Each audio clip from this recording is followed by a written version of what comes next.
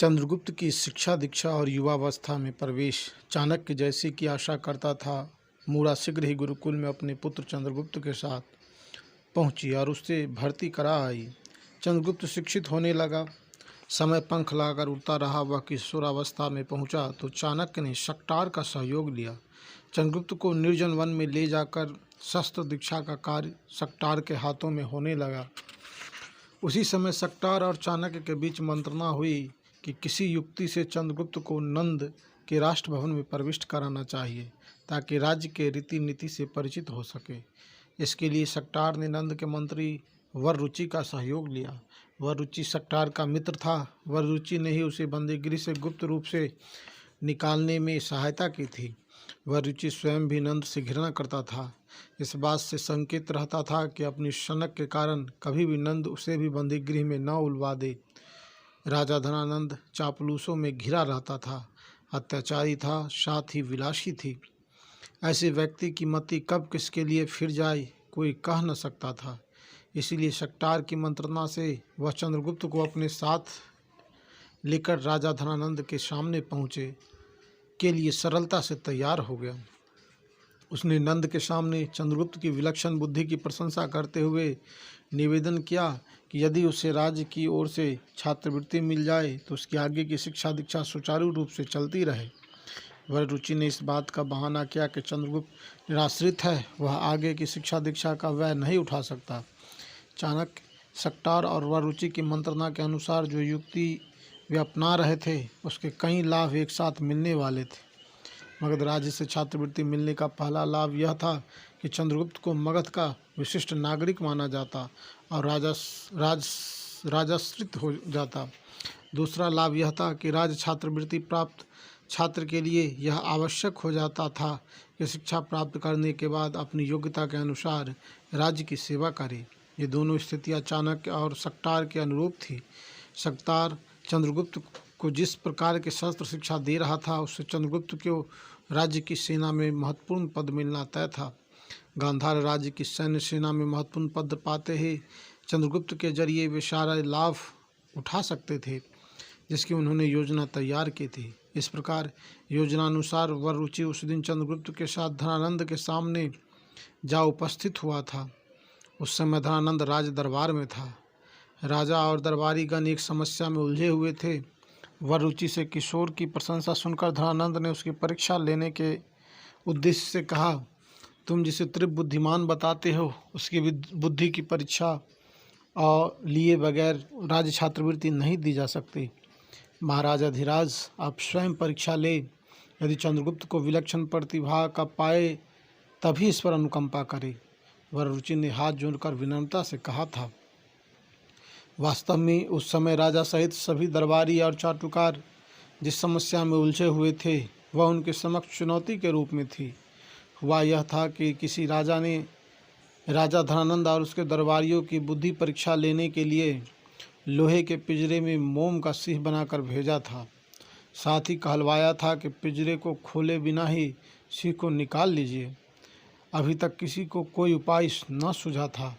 धनानंद को चंद्रगुप्त की परीक्षा लेनी थी। उन्होंने उसके मुखातिब होकर कहा, क्या तुम पिंजरे को खोले बिना उसमें बंद सिंह को निकाल सकते हो? चंद्रगुप्त ने पिंजरे को देखा।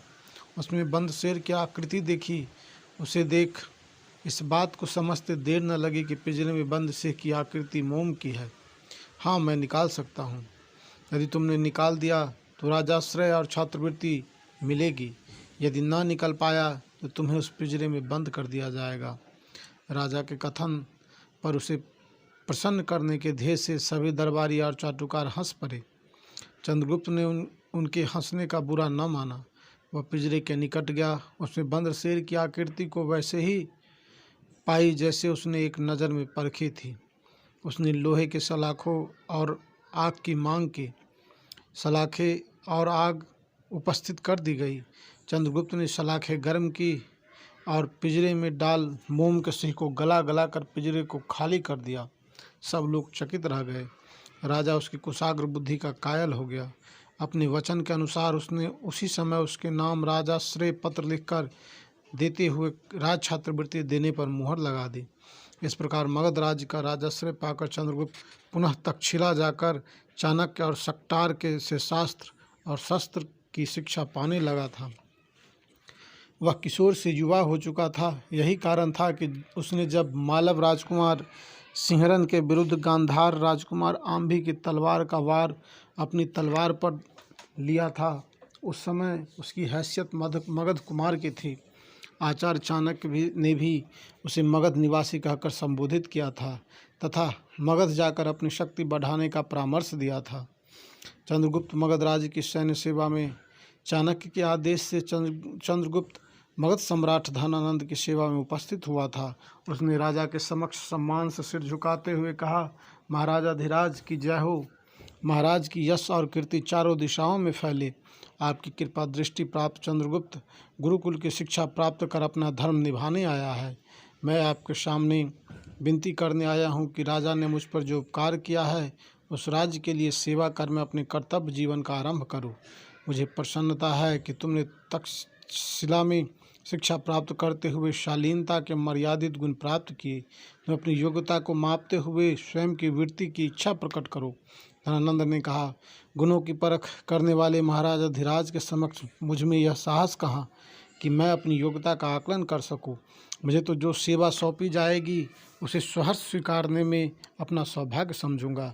चंद्रगुप्त अति विनम्रता का नमूना पेश कर रहा था। वह उस समय मगध नरेश चापलूस मंडली को भी अपनी विनम्रता से लजा रहा था। अच्छा बताओ युवा चंद्रगुप्त, तुम्हें गुरुकुल पीठ में अधिक रुचि किसमें रही, शास्त्र में या शस्त्र में? धनानंद ने उस पर दृष्टि जमाते रखते हुए कहा, शास्त्र की शिक्षा राज नियमों को चलाने की जानकारियाँ देने वाले सूत्र है और ये सूत्र राज नियमों को चलाने का उत्तरदायित्व तो श्रेष्ठ बुद्धिमान राज दरबारियों को ही शोभा देता है। मुझ अंकिचन में राज नियमों का भी कुछ प्रत्यक्ष अनुभव नहीं। इस आधार पर मैं शस्त्र में रुचिकर समझता हूँ। मैं राज का एक प्रहरी बनने में खुद को गौरवान्वित समझूंगा। मुझे प्रसन्नता हुई यह सुनकर कि तुमने अपनी वृत्ति स्वयं चुन ली। मैं चाहता हूँ कि शस्त्र शिक्षा का प्रत्यक्ष प्रमाण दो, जिससे उसी के अनुरूप तुम्हें सैनिक सेवा का पद प्रदान कर सकूँ। सहर्ष मैं इसके लिए तत्पर हूँ। आप मेरी शस्त्र शिक्षा की परीक्षा जिस स्तर में भी चाहे ले सकते हैं। तुम्हारी प्रतियोगिता मैं किसी एक मुख्य योद्धा के साथ होगी। क्या तुम उसके लिए तत्पर हो? राजन की आज्ञा शिरोधार्य, चंद्रगुप्त ने सिर झुकाकर कहा था। मगध राज्य की पैदल सेना के उपसेनापति को शस्त्र प्रतियोगिता के लिए आने का आदेश दिया। चंद्रगुप्त ने तलवार धारण की। मुकाबले में जो आया वह कई युद्धों का अनुभवी योद्धा था। तलवारबाजी के लिए चंद्रगुप्त मैदान में उतरा। उपसेनापति पहले उस पर इस अंदाज से तलवार का वार करता रहा जैसे उसके अनुभवों को परखना चाहता हो। चंद्रगुप्त बिजली सी फुर्ती और सिंह सी चुस्ती के साथ उसके प्रहारों से खुद को बचाता और उन्हें खाली कर देता था। उसकी बचाव कला से उपसेनापति कुछ ही देर में खिंचकर उस पर सधे हुए वार करने लगा। उन प्रहारों को भी चंद्रगुप्त खाली दे गया। मगध राजा सहित दरबारियों के मुंह से चंद्रगुप्त के लिए वाह वाह के शब्द फूटने लगे। खिंचकर उपसेनापति ने घातक वार किया, जिसे चंद्रगुप्त ने अपनी बार सीधे अपनी तलवार पर रोका। उसके वार रोकने का अंदाज विलक्षण था, क्योंकि उसके तलवार से टकराने वाली उपसेनापति की तलवार हाथ से छूट गई थी। उपसेनापति निहत्था होकर 2-3 कदम पीछे सरकता गया। चंद्रगुप्त ने उसकी ओर बढ़ने के बजाय मगध नरेश के सामने शीश झुकाया, जैसा कि स्वाभाविक था। मगध राजा के होठों से प्रसन्नता के शब्द फूट पड़े थे। दूसरी ओर उपसेनापति कड़ी परीक्षा में थकने के कारण हाफ उठा था और पसीने पसीने हो गया था। बस शस्त्र परीक्षा हो गई वीर चंद्रगुप्त। मैं तुम्हें सहस्त्र अश्वरोही सेना का प्रधान नियुक्त करता हूँ। तुम उन सभी सहस्त्र अश्वरोहियों को युद्ध कला सिखाने का दायित्व निभाओगे। जैसा आदेश महाराजाधिराज। चंद्रगुप्त ने सिर झुकाकर कहा। फिर बोला, यदि अनुमति हो तो मैं एक निवेदन करना चाहता हूँ। अनुमति है। तक्षशिला के चलते समय हर एक बात की हलचल थी कि यूनानी आक्रमणकारी सिकंदर छोटे छोटे राज्यों को जीतता हुआ आर्यावर्त की धरती पर पदार्पण कर चुका है और उसने डेरा डाल दिया है। यमन आक्रमणकारी की योजना किस भारतीय राज्य पर आक्रमण की है, यदि आज्ञा हो तो इसकी सूचना जुटाने का कार्य मैं साथ साथ करता हूँ। यूनानी आक्रमणकारी के भारत भूमि पर आ धमकने और डेरा जमाने की सूचना मुझे भी है, पर वह मेरे राज्य की ओर दृष्टि उठाने का साहस भी न करेगा। इस बात का विश्वास भी है, परंतु उसकी योजना की गुप्त जानकारी पाना भी आवश्यक है। सूचना जुटाने का प्रस्ताव मुझे पसंद आया। तुम इस कार्य को अपने स्तर से कर सकते हो, मेरी ओर से अनुमति है, मगर ध्यान रहे इस कार्य के चलते सहस्त्र सैनिकों को युद्ध कला सिखाने की जिम्मेदारी तुम अवश्य पूरी करोगी। मैं प्राण से वचनबद्ध होता हूँ, महाराजा धीराज चंद्रगुप्त ने कहा। उसे अनुमति मिल गई थी। आंभी का पितृद्रोह। गांधार नरेश 3 माह बाद तीर्थ यात्रा से लौटे थे। इन 3 महीनों में आंभी को सत्ता की बागडोर अपने हाथ में ले लेने का अवसर मिल गया था। कुछ बचा हुआ मामला था तो सिर्फ इतना ही कि उसके पिता भी अभी गांधार नरेश थे। उन्हीं के नाम से अभी राज्य के काम काज और आदेश चलते थे। गांधार नरेश के साथ तीर्थ यात्रा पर गई सैनिक टुकड़ी और विश्वस्त राज दरबारी महाराज के साथ आए थे। अपने पीछे की स्थिति की उन्हें कुछ भी जानकारी न थी, लेकिन सेना दरबारियों और प्रजाजन के बीच पहुंचते ही जल्द वस्तु स्थिति सामने आती चली गई थी। वे विस्मित हुए और आशंकित भी। वे शीघ्र ही विस्फोटक स्थिति की कल्पना से कांप उठे थे। किसी को भी इस बात का हिम्मत न पड़ी कि वह महाराज से जाकर बता सकता कि 3 माह में स्थिति कहीं से कहीं पहुंच चुकी है। हिम्मत न पड़ने की बात इसलिए थी कि उसके सामने सत्ता शक्ति परीक्षण की घड़ी थी। अधिकांश का झुकाव राजकुमार आंभी की ओर था। महाराज के पक्ष में नाम मात्र के लोग रह गए थे। वे भी लहरों का रुख देखने वाली नावों की तरह थे। जिधर लहरों का रुख होता उधर ही खुद को मोड़ देने वाले थे। पर एक बूढ़ा अनुचर जो कि महाराज के युवा काल से अंत समय तक उसकी ही सेवा में रहा था, अपनी स्वाभाविक दिल की भावना को रोक न पाया। वह रात्रि के भोजन के बाद महाराज की सेवा में उपस्थित हुआ। हाथ जोड़कर उसने विनयपूर्वक स्वर में कहा, यदि राजदंड से क्षमा करे राजन, तो मैं कुछ कहना चाहता हूँ। गांधार नरेश संभल कर बिस्तर पर बैठ गए। कौतुकपूर्ण स्वर में कहा, विंध्यसेन, क्या कोई विस्फोटक समाचार है जो आप इस अंदाज में बात कर रहे हैं, या फिर आयु की अधिकता के कारण किसी बात के भूल जाने से कोई गलती हो गई है? निसंकोच कहे, आपकी बड़ी से बड़ी गलती माफ़ है। आपके यहाँ न रहने की अवधि में गांधार राजकुमार ने राज्य की अधिक से अधिक शक्तियाँ अपने हाथ में ले ली है। यह तो अच्छी खबर है। मुझे खुशी हुई सुनकर कि राजकुमार को अपनी जिम्मेदारियों का एहसास हो चुका है। अगर ऐसा हुआ है तो मेरा तीर्थाटन पर जाना कुछ इस अर्थ में भी लाभप्रद हुआ है। महाराज कहते रहे, आने वाले कल में आंभी को ही तो राज्य को संभालना है। वे अभी से ही इस मामले में रुचि लेने लगे, यह तो प्रसन्नताजनक बात हुई। मैं जिस अर्थ में यह बात कह रहा हूँ उसे महाराज समझ नहीं पाए हैं। अनुचर ने कहा, तुम किस अर्थ में कह रहे हो? यूँ कहो, तुम समझा नहीं पाए हो। विंध्यसेन, ऐसा ही महाराज, अनुचर ने विनम्रता से कहा। मैं समझा रहा हूँ, उसने बेहद झिझक के साथ बताया। राजकुमार ने राज्य की बागडोर अपने हाथ में लेकर ऐसा अनुचित निर्णय लिया है जिसे न तो आप पसंद करेंगे, ना ही मैं दरबारी, ना ही गांधार राज्य की जनता। उस नियति को अनुचित होते हुए भी सभी चुप इसलिए हैं कि सत्ता राजकुमार ने अपने हाथ में ले ली है। अनुचित निर्णय वह क्या है विंध्यसेन?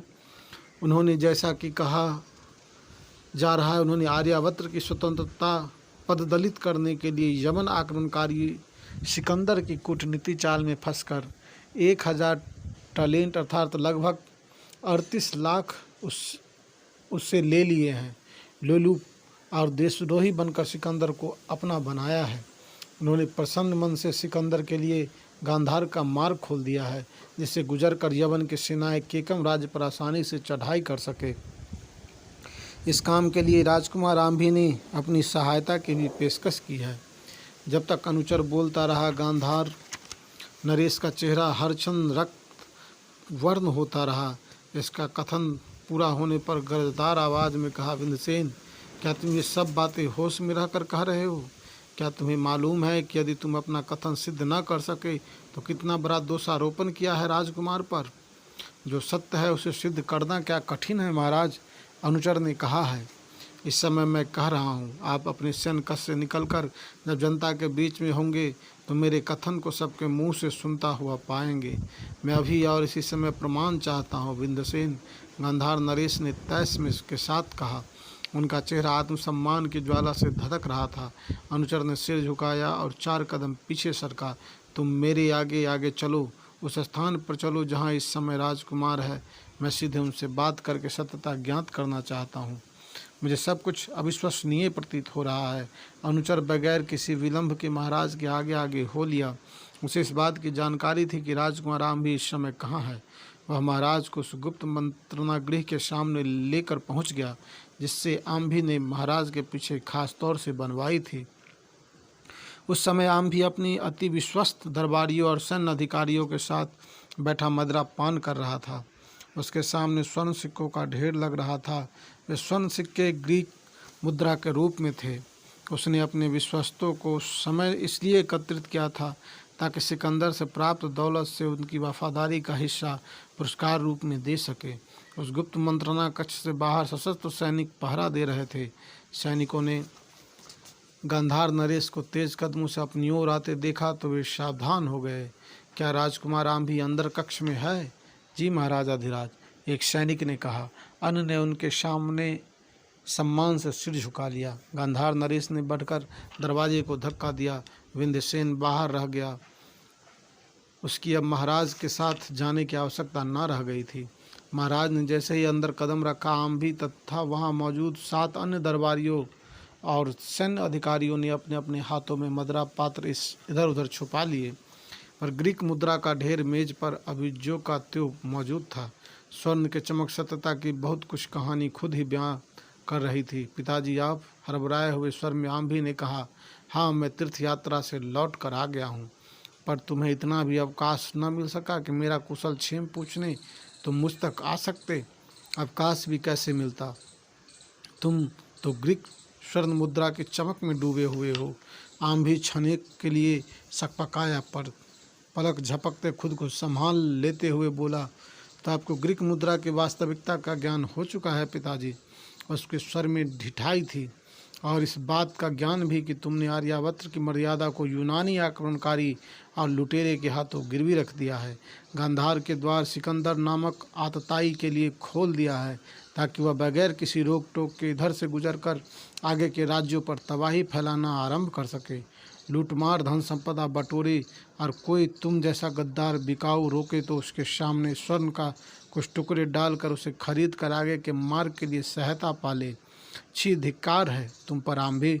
तुमने अपनी रंगों में बहुते मेरे रक्त को लजा दिया है।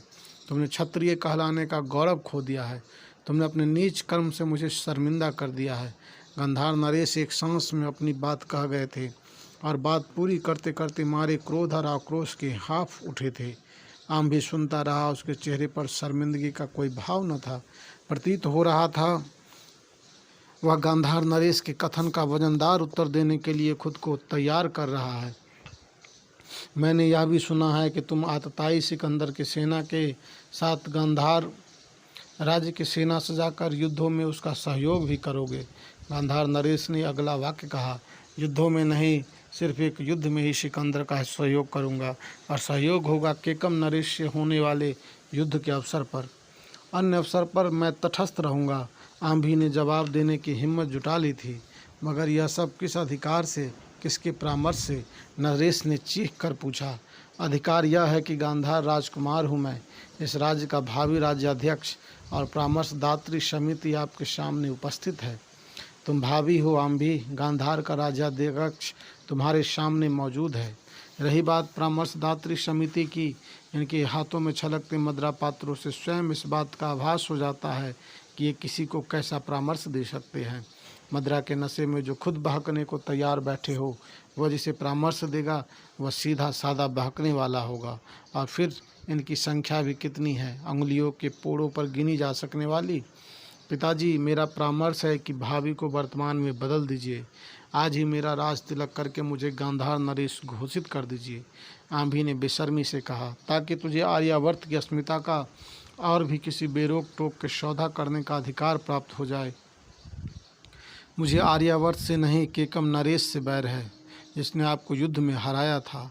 आप उसके सामने बेबस सिर झुकाए खड़े थे और उसके होठों पर सजी जीत की मुस्कान से यूँ प्रतीत हो रहा था जैसे वह खुलकर उपहास उड़ा रहा हो। और आप उस उपहास को सुनने के लिए ही पैदा हुए हो। आंधी का स्वर इस बार जोश से भर उठा था। उस समय का दृश्य मेरे सीने में सूल की तरह चुभ गया था, आज तक पीड़ा दे रहा है। आपने बेशक केकम नरेश पूरस से संधि कर मैत्री के में राज्य वापस पा लिया है, पर मैं उस घड़ी को भूला नहीं हूँ, भूल भी नहीं सकता जब तक कि अपमान का बदला नहीं ले लेता। तुम जिसे बदला लेने की बात कहते हो वह बदले की आग नहीं, कायरता के लक्षण है। आम्भी, यदि तुमने केकम नरेश से बदला ही चुकाना था तो अपनी सैन्य शक्ति को मजबूत बनाया होता, इस योग्य खुद को बनाया होता कि सेना का नेतृत्व करते हुए केकम राज्य पर आक्रमण करते, राज्य जीतते, केकम नरेश को उसकी प्रकार बंदी बनाकर मेरे कदमों पर डालते और मैं उन्हें मैत्री से गले लगाकर उसका राज्य वापस कर देता। यह होता सही सही बदला। पर तुमसे में वह शौर्य कहाँ, तुम में वह जोश कहाँ, और वह साहस और वीरता भी नहीं कि अपनी तलवार के बल पर राज्य संभाल सको। तुम किसी को क्या पराजित करोगे? तुम में तो विदेशी सेना को ललकारने तक की भी शक्ति नहीं है। आम्भी, बस पिताजी, अपमान की भी एक सीमा होती है। आम्भी गुर्राया, तुम में भी सम्मान भाव है? नरेश ने कटाक्षपूर्ण स्वर में कहा। अगर सम्मान का लेस मात्र भी अंश तुम में शेष है तो सिकंदर द्वारा भेजी गई ये स्वर्ण मुद्राएं अभी और इसी समय लौटा दो। साथ में पैगाम भी भेजो कि गांधार राज के द्वार पर यूनानी सेना के कदम पड़ते ही उन्हें खून की होली खेलनी होगी। आपको इतना भी अनुमान नहीं कि अभिजीत यूनानी सेना की शक्ति कितनी प्रबल है, और तुम में इस आदर्श की कल्पना नहीं कि विदेशी आक्रमणकारियों के सामने वीरता से लड़ते हुए मिट जाना ही सच्चा आर्यवर्त गौरव है। पूरा गांधार चाहता है कि नरसंहार से बचा जाए। गांधार वह रास्ता देखेगा जो सत्ता के शीर्ष पर बैठा व्यक्ति उसे दिखाएगा। नरेश ने कहा, मयान को तलवार सहित उतार कर भूमि पर डाल दो। आम्भी, मैं तुम्हारी गिरफ्तारी का आदेश देता हूँ। सैनिकों, स्वर आदेशात्मक था। बाहर पहरे पर मौजूद 4 सैनिक नरेश के आदेश के साथ ही अंदर आए। वे नरेश के सामने आकर सिर झुकाकर खड़े हो गए। मेरा आदेश है, राजकुमार आम्भी को गिरफ्तार कर लिया जाए, नरेश ने हुक्म दिया। अगले ही पल वे क्रोध से भर उठे जब उन्होंने पाया कि सैनिकों ने तुरंत आदेश पालन के लिए कदम नहीं उठाया। क्या तुमने मेरा आदेश नहीं सुना? नरेश चीखे। सुना महाराज। चारों सैनिक कदम पीछे सरका कर बोले, आपका आदेश हमने सुना, पर उसे पालन न कर पाने के लिए हम मजबूर हैं। नरेश ने चौंक कर आम्भी की ओर देखा। उसने न तो तलवार डाली थी, न ही उसके चेहरे पर आदेश की कोई प्रतिक्रिया हुई थी। उल्टे वह धृष्टता के साथ खरा मुस्कुरा रहा था। नरेश से नज़रें मिलते ही उसने कहा, आपने देख लिया अपने आदेश का परिणाम। अब गांधार में आपका नहीं मेरा आदेश चल रहा है और चलेगा। नहीं, नरेश ने चीख कर म्यान से तलवार खींच ली। मैं अपने जीते जी अपमान सहन नहीं कर सकता। सैनिकों ने मेरा आदेश मानने से इनकार कर दिया है। मगर मैं अभी जीवित हूँ और अपने आदेश पर खुद अमल करवा कर रहूँगा। वे नंगी तलवार सहित आम्भी पर हमलावर हुए। आम्भी ने खुद भी फुर्ती से अपनी तलवार म्यान से खींच ली थी। तलवार से तलवार का टकराव हुआ। पिता की तलवार पुत्र की तलवार से टकराई। युवा की तलवार एक बूढ़े की तलवार पर आई। सत्य ने असत्य को परास्त करने का प्रयत्न किया, मगर जीत असत्य की हुई। तलवार की तीसरे टकराव में आम्भी की तलवार ने जब गांधार नरेश की तलवार पर वार किया तो वार ऐसा घातक था कि गांधार नरेश की तलवार खंडित हो गई, बीच में टूटकर 2 टुकड़े हो गई। आम्भी उछलकर पीछे हट गया और विजेता के स्वर में कहा, निर्णय हो गया पिताजी। बूढ़े हाथों में वह शक्ति नहीं रही कि युवा के जोश के समक्ष टिक सके। अब आप नहीं, मैं आपको गिरफ्तार करने का आदेश दूंगा और आपको कैद में डालूंगा ताकि आप मेरे कार्य में कोई हस्तक्षेप न कर सके। नहीं, गांधार नरेश अपने जीते जी अपने ही पुत्रों के हाथे आर्यावर्त का हित होते न देखेगा। आने वाले समय में इतिहास के पृष्ठों में यह न लिखा जाएगा कि बूढ़ा नरेश देखता रहा और उसके पुत्र ने देश की मर्यादा विदेशियों के हाथे बेच दी। इतिहास यह लिखेगा कि गांधार नरेश ने जीते जी गांधार के पतन को रोका। उसकी मौत के बाद ही विदेशी आतताइयों के पग गांधार की धरती पर पड़ सके। ओजस्वी स्वर में कहते हुए उन्होंने नारा लगाया, जय भवानी, और पलक झपकते बिजली किसी चमक के साथ दोनों हाथों में पकड़ी खंडित तलवार गांधार नरेश ने अपने सीने में भोंक ली। तलवार इतने बेग से सीने में भोंकी थी कि सीने से पीठ के पार हो गई। जब तक कोई कुछ कर पाता, गांधार नरेश खड़े खड़े गिरा और तड़पते हुए मृत्यु को आलिंगन करने के लिए बाहें फैला दी। मगध राज्य का नरेश नंद उस समय अपनी राज्यसभा में अपनी सभापदों के साथ सोच विचार की अवस्था में उपस्थित था।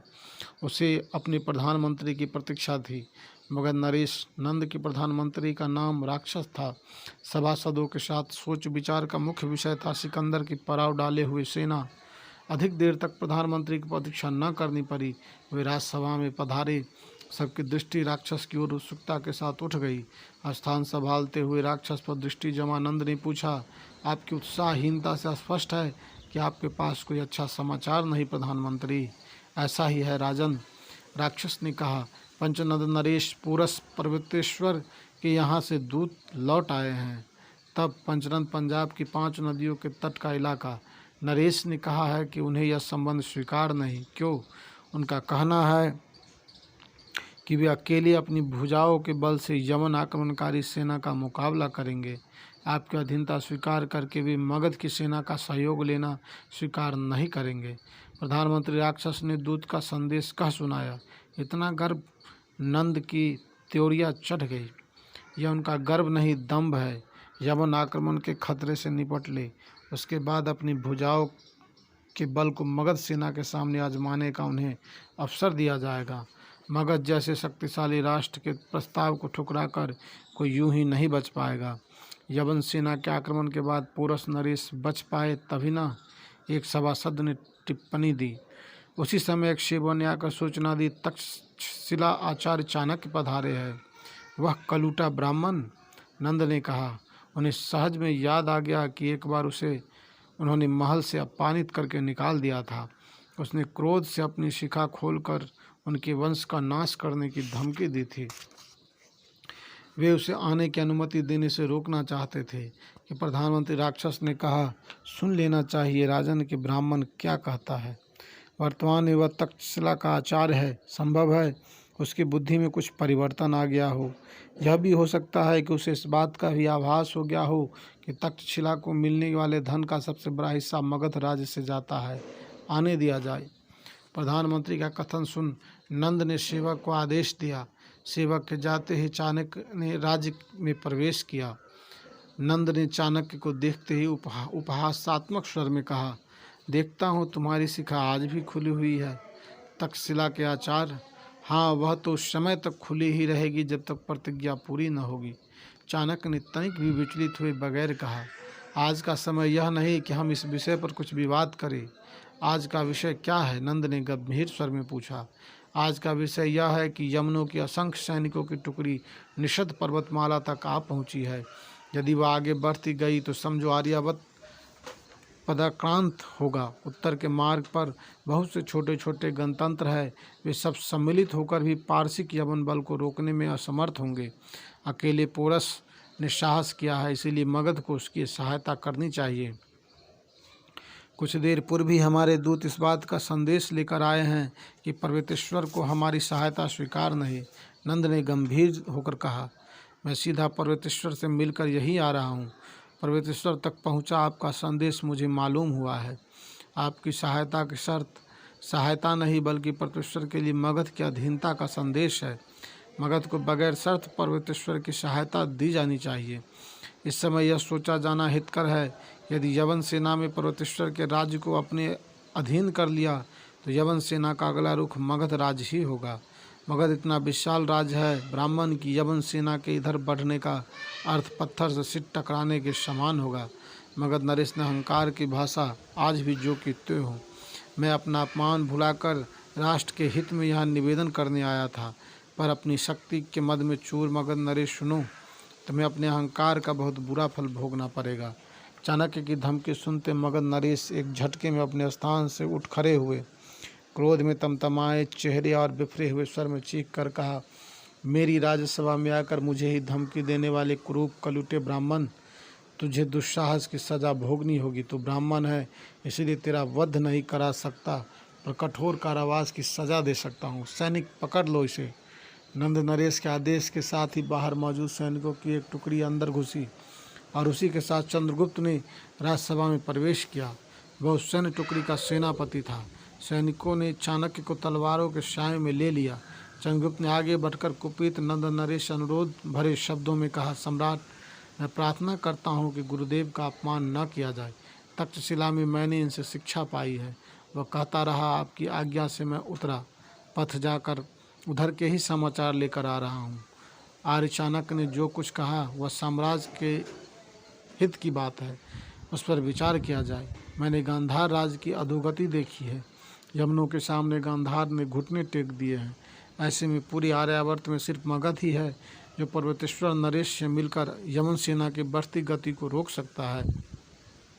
अबोध युवक मगध नरेश ने कहा, तो क्या केवल इसलिए मैं पर्वतेश्वर की सहायता के लिए खुद से आगे बढ़ जाऊं कि कल को यवन सेना का मगध पर आक्रमण हो सकता है? नहीं, कदापि नहीं। पंचजन नरेश के पास मैंने स्वयं दूत भेजे थे। उसने मेरे प्रस्ताव को स्वीकार कर मेरा अपमान किया है। अब सहायता असंभव है। तुम राजाज्ञाओं में बाधा न देकर शिष्टता सीखो। प्रतिहारी, ले जाओ इस ब्राह्मण को, यह बड़ा कुचक्री मालूम पड़ता है, और कारागार में डाल दो। राजाधिराज, ऐसा करके आप भारी अन्याय करेंगे। मगध के आचार्य के शिष्यों की एक बड़ी संख्या है। आप मगध के शुभचिंतकों को शत्रु बनाएंगे। चंद्रगुप्त ने एक बार फिर निवेदन किया, चुप रहो, ऐसे उदंड को मैं कभी भी क्षमा नहीं करता। और सुनो चंद्रगुप्त, तुम भी यदि इच्छा हो तो इसी ब्राह्मण के साथ जा सकते हो जहाँ इसे ले जाने की मैंने आज्ञा दी है। सावधान नंद, तुम्हारी अहंकार से भरी राजनीति पर आंधी चलेगी और उसमें नंदवंश समूल उखड़ेगा। चाणक्य ने चीख कर कहा, ले जाओ इसे। नंद ने चाणक्य से भी अधिक चीखती गरजदार आवाज़ में कहा। सशस्त्र सैनिकों पर चाणक्य ने खींचकर ले जाया जाने लगा। चंद्रगुप्त अपनी जगह हाथ मलता सा रह गया। उसके मन मस्तिष्क में उठती क्रोध और आक्रोश की आंधी को उस समय कोई महसूस न कर पा रहा था, क्योंकि सबकी निगाहें खींच कर ले जाए जा रहे आचार्य चाणक्य पर टिकी हुई थी। अलका गांधार की तथा मालविका पोरस नरेश की राजकन्या थी। दोनों ही अपने अपने राज्य की राजकुमारी थी। बचपन से ही दोनों में गहरी मित्रता थी। बेशक दोनों राजाओं के राज्य स्वार्थ के कारण आपस में प्रतिद्वंदिता थी, पर राजकुमारी और मालविका समान विचारों के कारण गहरे मैत्री बंधन में बंधी थी। दोनों सहेलियां इस बात के लिए गहरी उत्सुकता से भरी हुई थी कि यवन आक्रमणकारी कैसे हैं। उनके दिल में इस बात की लगन थी कि अपने देश के हित के लिए जो कुछ भी कर सकती है करे। वे बदले हुए साधारण वेश में उस समय नदी तट के एक ऐसे हिस्से में थी जहाँ से सिंधु नदी पर बनते हुए पुल पर वे दृष्टि रख सके। नदी पर पुल उस ओर से बनाया जा रहा था जहाँ यवन सेना ने पड़ाव डाला हुआ था। बनता हुआ पुल नदी के उस पार तक आ रहा था। मालविका ने अलका से कहा, देखो, तुम्हारे भाई जो आज राजा आम भी है, वे स्वयं निरीक्षण के लिए पुल के किनारे आ पहुँचे हैं। दुख होता है इस बात को देखकर कि एक आर्य देश का राजा ही आर्यावर्त के विरुद्ध विदेशियों को आर्यावर्त में प्रवेश का मार्ग दे रहा है। तुम्हारा कथन सही है सखी। राजकुमारी अलका दुख और क्षोभ भरे स्वर में बोली, और मेरा दुख इस बात से और भी बढ़ता जा रहा है कि इस कुत्सित कार्य में मेरा सगा भाई शामिल है। पिता ने भाई का सख्त विरोध किया था, पर उसकी एक न चली तो उन्होंने आत्महत्या के राह पर जाना पड़ा। भाई पर तुम्हारे पिता पोरस नरेश से दुश्मनी निभाने का जुनून सवार है। अब तो भाई ने सिंहासन को अधिकार में कर लिया है। मेरे विरोध का स्वर नक्कार खाने में तूती की आवाज़ की तरह होगा। इस बात की भी पूरी संभावना है कि विरोध का स्वर उठाते ही मेरी आज़ादी पर पूरी तरह पाबंदी लगा दी जाए, मैं राजमहल में ही कैद बनकर रह जाऊं। तुम कहती हो तुम्हारे भाई आम्भी ने राज सिंहासन को अधिकार में कर लिया है, पर नगर इस बात की चर्चा है कि आम्भी के विवाह होने तक राज दरबारियों ने इस बात का अधिकार तुम्हारी माँ को दे दिया है कि वे राजमाता के रूप में राज्य का कार्यभार संचालित करे। मालविका ने कहा, तुम्हारे द्वारा सुनी हुई चर्चा गलत नहीं है। अलका ने कहा, पर वास्तविकता यह है कि माँ को दिया गया राजमाता का पद बस नामचारे का है। एक प्रकार से मैं कह सकती हूँ कि दरबारियों ने पिता के द्वारा की गई आत्महत्या का दुख कम करने के लिए माँ को यह पद सौंपा है। राजमाता का पद उनके लिए सिर्फ सम्मान का पद है। भाई उनका परामर्श उन्हीं मामले में लेते हैं और आदेश का पालन करते हैं जो साधारण होते हैं। असाधारण मामले में पूरी तरह मनमानी करते हैं। माँ भी भाई की यवन से दोस्ती का पक्षधर नहीं है। वे सब कुछ अपनी मनमर्जी की कर रहे हैं। ईश्वर जाने क्या होगा। मालविका उदासी भरे स्वर में बोली, हमें फल की चिंता किए बगैर अपना कर्म करना चाहिए। तुम उस काम को करो जिसके लिए हम यहाँ आए हैं। बनने वाले सेतु का मानचित्र जल्दी जल्दी तैयार कर डालो। तुम्हारी चित्रकला बहुत अच्छी है। तुम इस कार्य को शीघ्रता से निपटा सकती हो।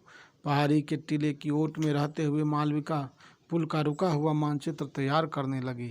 अलका ने चारों ओर सतर्कता भरी दृष्टि रखते हुए इस बात की सावधानी बरती कि उसकी सहेली को मानचित्र तैयार करते हुए कोई देखे नहीं।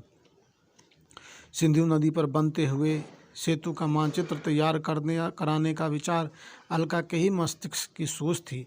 उस मानचित्र को लेकर वह उत्साहित इसलिए थी कि आर्यावर्त में अनेक युवा वीर थे जो मानचित्र के आधार पर अपनी जान की बाजी लगा चुपचाप पुल के नीचे पहुंच उसे ध्वस्त कर सकते थे।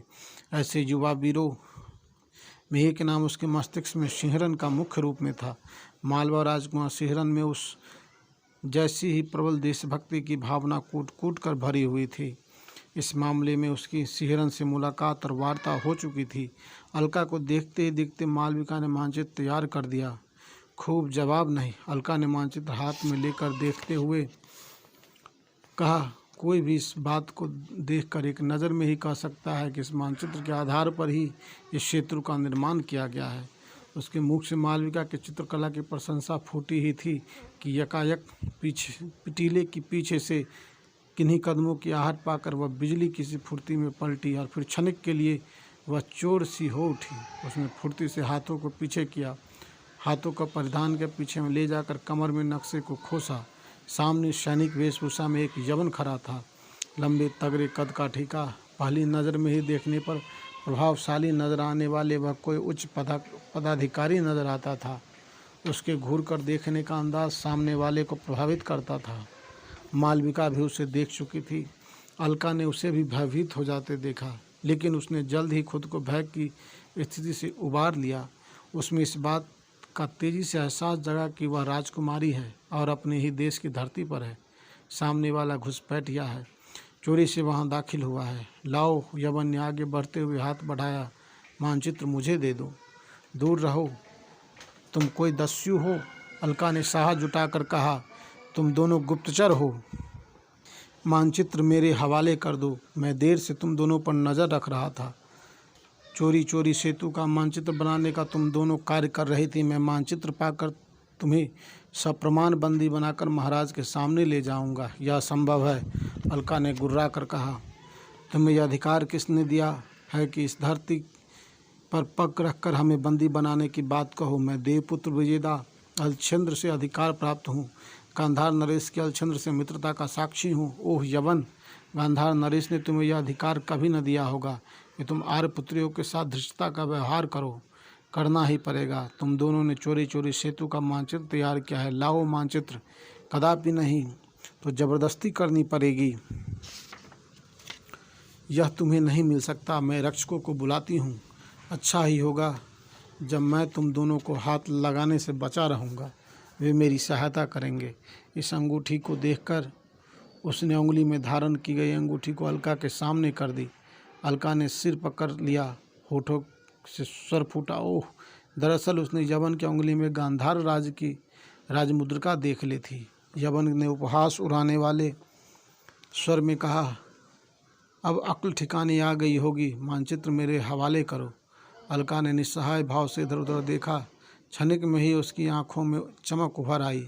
उसने एक ओर से सिंह के श्री किसी गति से सिंहरन को छलांग मारकर आते देखा। उसने बुलंद आवाज़ में कहा, घबराना मत अलका, मैं आ पहुंचा हूं। अलका उसके लिए प्रतीक्षारत थी।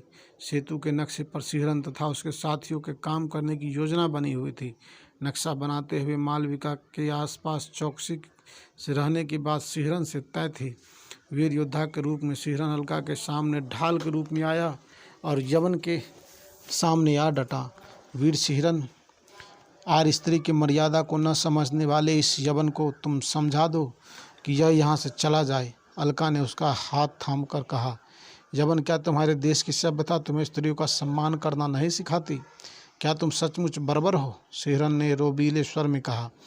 मेरी सभ्यता ने ही तो अब तक मुझे रोक रखा है, अन्यथा मेरा कर्तव्य था कि स्त्री के बजाय किसी पुरुष के हाथों में मानचित्र के होने पर जैसे भी होता उसे अब तक हासिल कर चुका होता। यवन ने कहा, तुम दुस्साहसी भी हो, क्या तुम्हें इस बात का भय नहीं कि एक दूसरे राज्य की भूमि पर खड़े होकर धमकी देकर तुम अपनी मृत्यु को बुला रहे हो? मृत्यु के आमंत्रण देने के लिए ही इतनी दूरी से आया हूँ।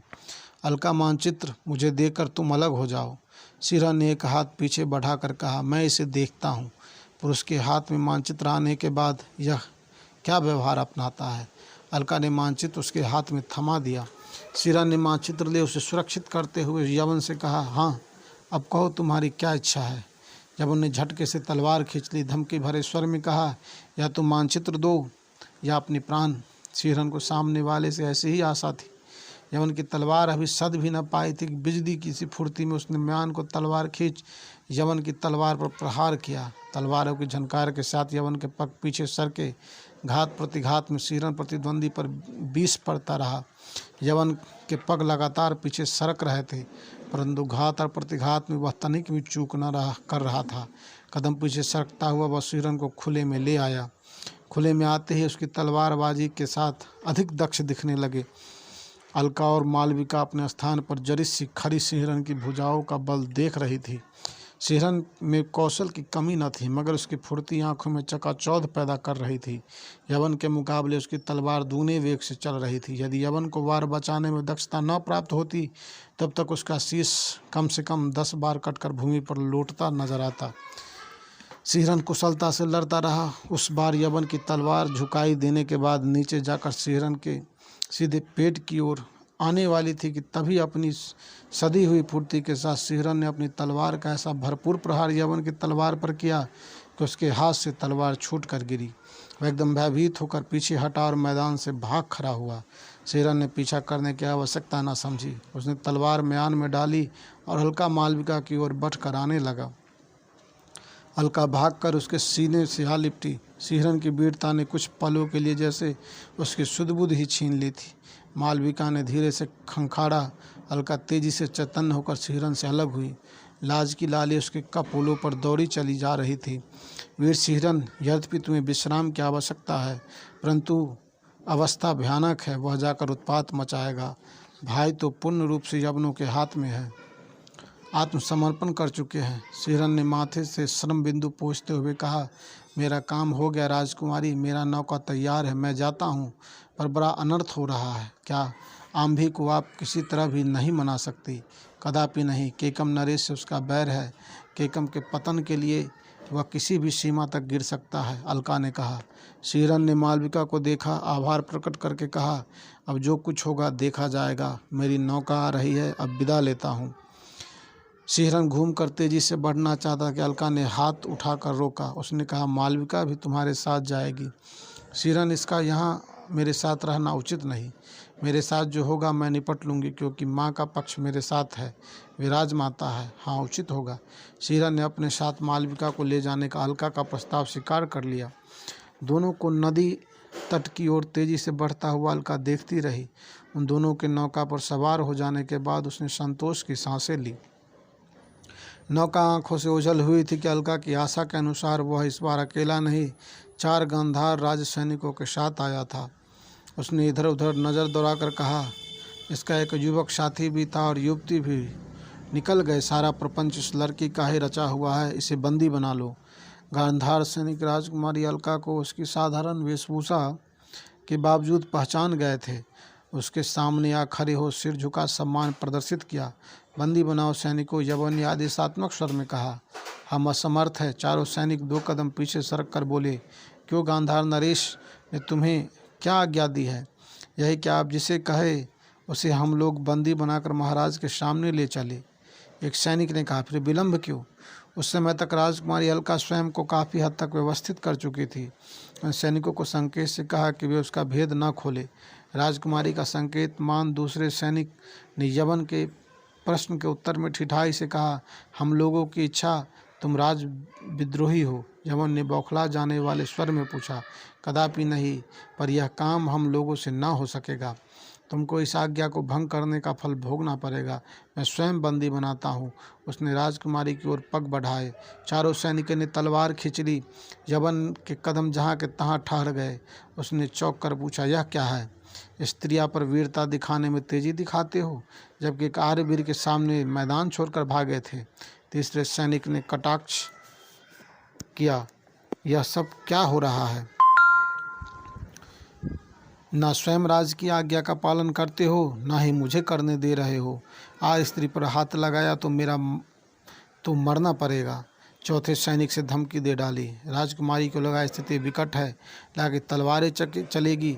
शंका हुई कि गंधार के सैनिकों का खून बह सकता है। वह सिंहरण के मुकाबले यवन की तलवार की चमक देख चुकी थी। उसने अनिष्ट की आशंका में भर गांधार सैनिकों से कहा, ठहरो, विवाद मत करो। फिर वह यवन के मुखातिब हुई, तुम चाहते क्या हो? मैं तुम्हें बंदी बनाना चाहता हूँ। कहाँ ले चलोगे? गंधार नरेश के पास। मैं चलती हूँ, चलो, कहकर राजकुमारी ने कदम आगे बढ़ाए। यवन तेजी से चलकर उसके आगे आगे हो गया। चारों गांधार सैनिक राजकुमारी के पीछे उसके रक्षक बनकर चलने लगे। जिस समय राजमहल में अलका पहुंची, नरेश आंभी से पहले राजमाता से उसका सामना हुआ। बेटी अलका? माँ ने एक नज़र में ही बेटी को बंदी अवस्था में जानकर हैरत से कहा, हाँ राजमाता, मैं अलका। अलका ने यवन पर निगाह डालकर कहा, मैं तुम्हारे लिए राजमाता नहीं, तुम्हारी माँ हूँ। यवन ने चौंक कर दोनों को देखा। राजमाता ने बढ़कर बेटी को अंक पास में ले ली। बेटी का माथा चूम लिया। क्या तुम बंदी अवस्था में यहाँ लाई गई हो? राजमाता ने पूछा।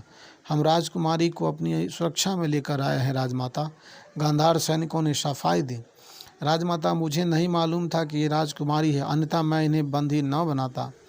सेल्यूकस, राजमाता ने कठोर स्वर में कहा, अब तुम यवनों की हिम्मत इतनी बढ़ गई कि परिवार के सदस्यों को बंदी बनाने लगे। ऐसी स्थिति क्यों आई, पहले इसे सुन लीजिए। हतप्रभ यवन ने कहा। वह महत्वपूर्ण दर्जा रखने वाला यवन वास्तव में सिकंदर का प्रधान सेनापति सेल्यूकस था। राजमाता ने उसे नाम से ही संबोधित किया था। यवन सेना के प्रधान सेनापति ने गांधार नरेश आंभी की मित्रता प्राप्त करने के साथ ही इस बात का भी अधिकार पा लिया था कि वह गांधार राज्य की समस्त गतिविधियों पर नज़र रखे। इसी अधिकार से वह राजकुमारी अलका को गिरफ्तार करके राजमहल लाने का दुस्साहस कर बैठा था।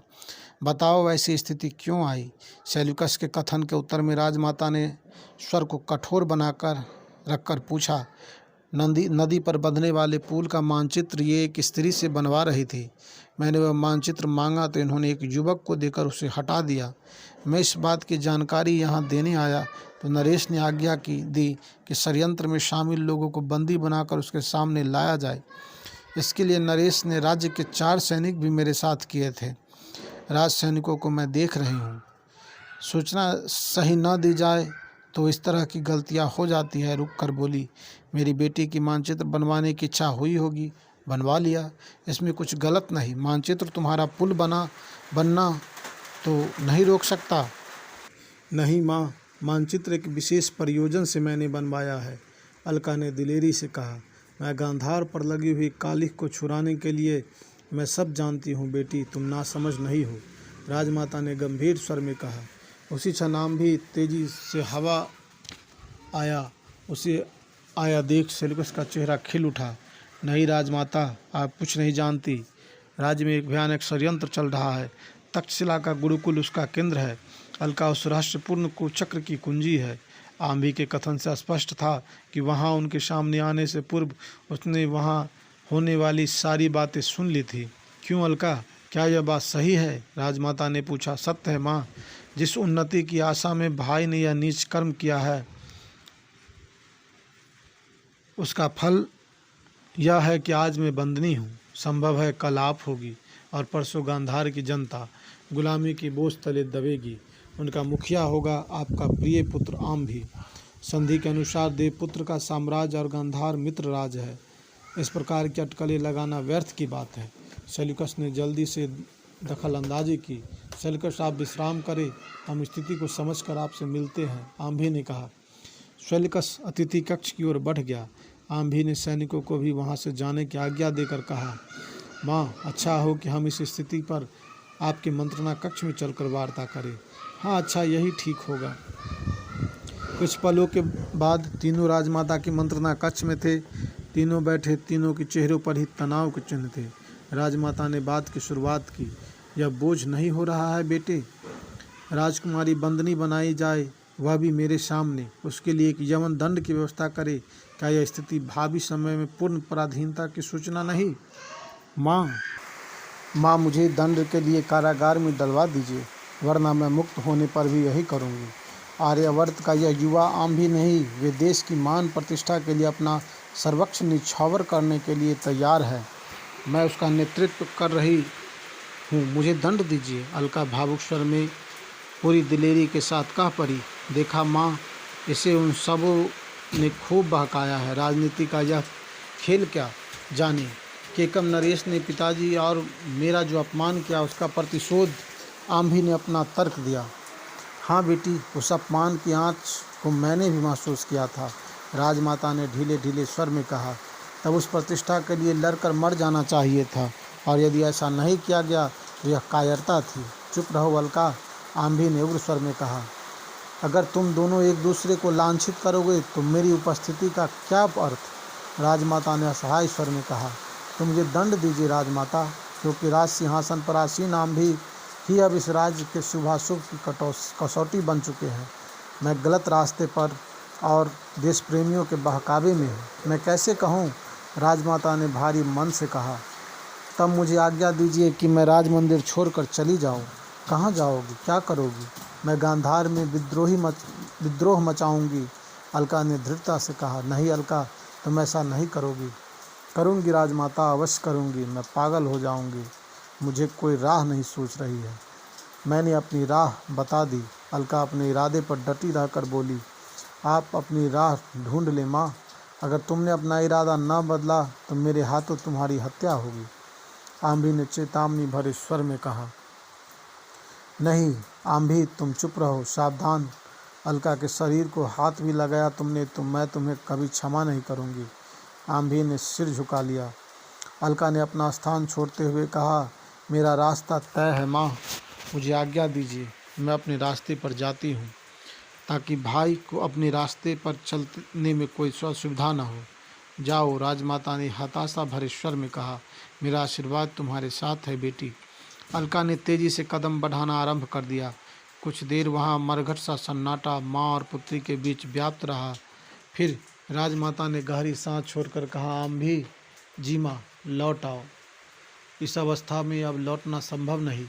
यवन सैनिक धरती पर खड़े है, पुल बन चुका है। मेरे लौटने का अर्थ है हमारे गांधार का ही नाश होगा। आम्भी शक्ति स्वर में बोला, संकित स्वर में बोला। तब राजमाता ने गहरी सांस भरकर कहा, अब तो जो होना है होकर रहेगा, लेकिन मैं इससे अलग हो जाना चाहती हूँ। मैं अपनी पुत्री को खोजने जाती हूँ। आर्यावर्त बहुत विशाल है, मैं कहीं भी रह लूँगी, पर इस लांछन से बची रहूँगी कि गांधार नरेश जब यवनों के लिए प्रवेश द्वार खोलकर उनका स्वागत कर रहा था तो गांधार की राजमाता तटस्थ नीति अपना रही थी, न यवनों का स्वागत कर रही थी, न ही उनके विरोध के लिए मार्ग मार कर खड़ी थी। आप सही है माँ, इसलिए मैं आपको रोकूंगा नहीं, पर मैं अपने पद से मुड़ नहीं सकता, अन्यथा गांधार का अधिक ही नाश होगा। आम्भी ने कहा। वह बेचैनी के साथ चहलकदमी करने लगी।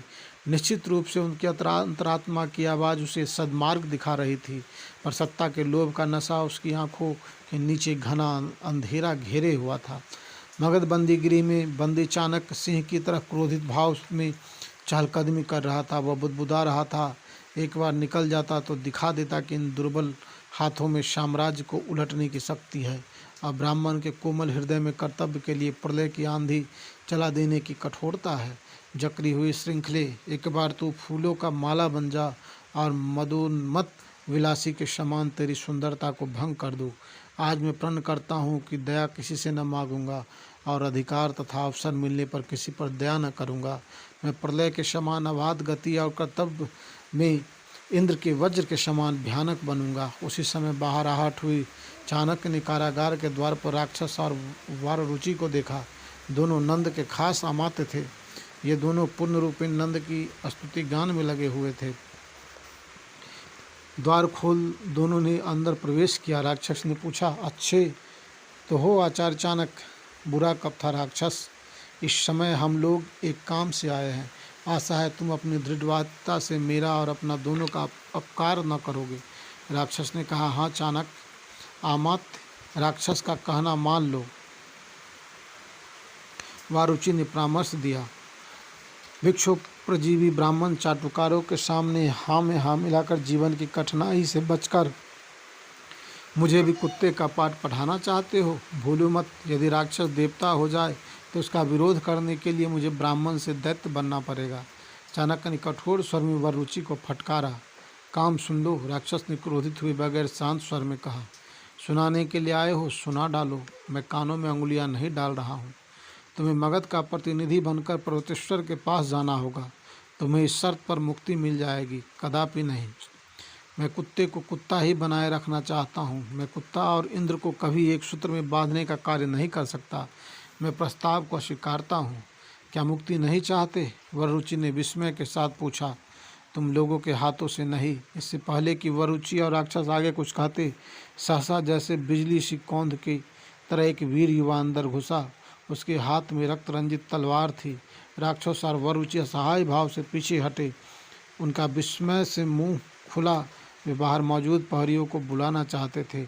आवाज़ मत निकालना मात्र, सबों में बोलने की शक्ति नहीं होती। तुम्हारे प्रहरी जीवित नहीं रहे। मेरे शिष्य वत्स चंद्रगुप्त। चाणक्य उत्साह से भरा प्रसन्नता से पूर्ण स्वर उभरा। अब खड्गधारी वीर युवा उसके सामने था। चलिए गुरुदेव, उसने बढ़कर चाणक्य को रास्ता देते हुए कहा। राक्षस की ओर तलवार किए रखकर धमकी दी, यदि तुमने कुछ भी कोलाहल किया तो। राक्षस ने आत्मसमर्पण मुद्रा में घुटने टेक दिए और वारुचि इतना भयभीत हुआ कि वह चक्कर खा के गिर पड़ा। चाणक्य के साथ लिए चंद्रगुप्त बंदी गृह से बाहर निकला। बाहर जगह जगह प्रहरियों के रक्त रंजित शव पड़े हुए थे। राजमहल में गहरी शांति थी। कुछ और आगे जाने पर चंद्रगुप्त को उन सैनिकों की टुकड़ी नजर आई जिसका उसे अधिकारी बनाया गया था। अब वह उसका सेनापति था। उस सैनिक टुकड़ी के साथ चाणक्य के साथ लिए हुए चंद्रगुप्त को राजमहल से निकल जाने में कोई असुविधा नहीं हुई। कुछ देर बाद मगध राज्य से बाहर निकल आने के बाद चाणक्य ने सोचपूर्ण स्वर में चंद्रगुप्त से कहा, क्या ये सैनिक तुम्हारे प्रति पूर्ण रूपेण निष्ठावान है? ये मुझे मगध राज सिंहासन पर देखने को आतुर है। चंद्रगुप्त ने बताया, मगर अभी उचित समय नहीं, अधिक शक्ति जुटानी पड़ेगी। सब कुछ वैसा ही हो रहा है जैसा मेरी योजना थी। चाणक्य ने कहा, शत्रु के घर में सेंध लग चुकी है। तुम्हें महानंद की सैन्य सेवा में प्रविष्ट कराने के बाद जिस सैन्य शक्ति को मैं तुम्हारे हाथों में देखना चाहता था उसे इस समय देख रहा हूँ। यह आरंभ है। आर्यावर्त के हजारों सैनिक और युवा मेरे साथ आने को तैयार है। कब? जब उन आक्रमणकारियों के आर्यावर्त में पग रखते ही आर्यावर्त में तेजी से एकता बनेगी। उस समय सारे देशभक्त युवा सैनिक मेरे साथ आ जाएंगे। चंद्रगुप्त कहता रहा, सिकंदर का सीधा लक्ष्य गांधार राज से प्रविष्ट होकर केकम राज्य पर आक्रमण करने का है। केकम को जीतकर यवन सेना का इरादा पूरे आर्यावर्त को रौंदने का है। केकम नरेश पोरस से सशर्त वार्ता का प्रस्ताव रखा जाना चाहिए। चाणक्य ने कुछ सोचते हुए कहा, किस रूप में उसकी सेना तुम्हारे मगध आक्रमण के विरुद्ध तुम्हारी सहायता करे? सिकंदर के आक्रमण के समय तुम्हारी सेना पोरस की सहायता के लिए मैदान में उतरे। आप यदि उचित